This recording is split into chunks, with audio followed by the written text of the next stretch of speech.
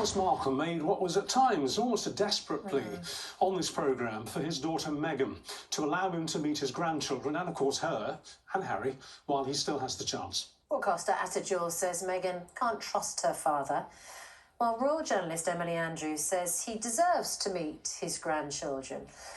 Very good morning to both of you. I can't... Look, she's entitled to do what she wants, but I can't really see what he's done that's so dreadful. Me neither. I want to wish Thomas Markle peace and good health, and it's a very sad situation. I completely relate to this. I was estranged from my father for many years, but from what I've seen, Thomas Markle has taken every opportunity to, in my opinion, weaponize and monetize every interaction with Meghan. She is within her right as a mother, as a person, to protect her mental health, her peace.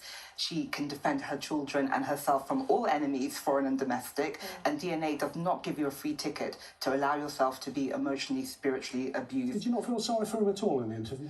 I think, I've got children and I say to them, all actions have consequences, and I think he has no one to blame but himself. I think the fact that he's coming on continuously talking about suing her in a kind of bullying tone. He questioned her parenting, in my opinion, saying, oh, it's not good for the children, this isolated life. I mean, this is, I think we live in a very patriarchal society where fathers are supposed to be this safe harbour, this peace. But, I know from personal experience when your father is the storm, is the chaos. And in my opinion, this is what it looks like to me. From your personal experience, very briefly, do you think, supposing something awful were to happen and he were to pass away in the next couple of weeks, yeah, do you think Meghan would regret not reaching out? Just speaking as a daughter yourself? Yes, I was able to say goodbye to my father on his deathbed, and I gave him my forgiveness.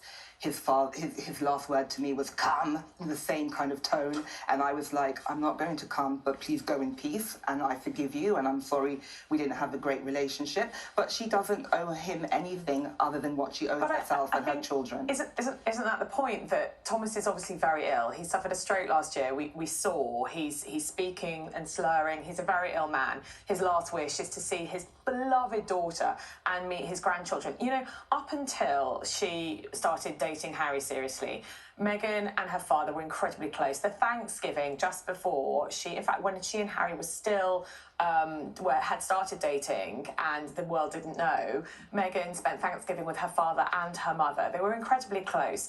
I think that a lot of the issues here is that Thomas made one mistake. He lied when Meghan and Harry asked him had he posed those paparazzi pictures. He was ashamed. He was, in bits over, doing it. And he said no, he hadn't posed. For that, Meghan is punishing him. What about the letter? Meghan is punishing him for the rest of his life. And what I find so hypocritical is that Meghan is punishing Thomas for doing exactly the same thing that she has done. She has spoken out publicly. We know far more about her life through her own words than anything Thomas Markle has ever said about her. All he's ever said is that he loves her. She's a great daughter. There's beautiful pictures of her as a child. He supported her. She lived with him during junior school and senior school. He paid for her to go to university.